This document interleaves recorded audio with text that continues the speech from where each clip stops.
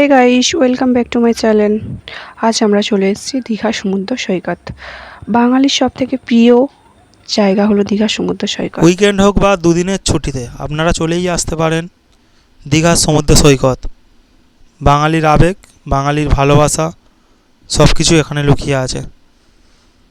এত মানুষের চাপ, তার একটাই কারণ, দীঘার প্রতি মানুষের ভালোবাসা।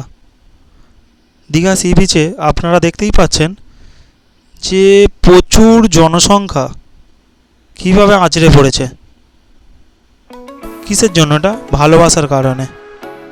এ দেখুন, আমরা দুজন হেঁটে হেঁটে যাচ্ছি সেলফি স্টিক নিয়ে।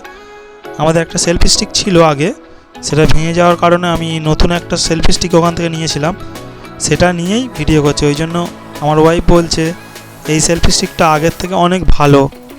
সে যাই হোক, আমরা যেই সি বিচে হেঁটে হেঁটে যাচ্ছি, এটা প্রায় সকাল 10টা। আমরা যেদিন গিয়েছিলাম একটু রোদ বেরোয় না, রোদটা বেরোলে আরও পিকচার কোয়ালিটি আপনাদেরকে অনেক ভালো দেখাতে পারতাম। সে যাই হোক, আর প্রচুর ভিড় হয়েছিল। জানুয়ারি মাসের 10 তারিখের দিকে গিয়েছিলাম, ওই টাইমটা প্রচুর ভিড় হয়। আমাদের সাথে একটা ফটোওয়ালা এসছে, ফটো তুলে দেবে বলছে। ফটোওয়ালাটাকে বলছিলাম যে আমার হোয়াটসঅ্যাপে ফটোটা পাঠাতে পারবেন?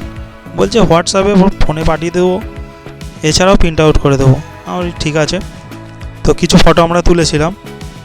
দেখা হচ্ছে নেক্সট ব্লকে। ওকে, বাই।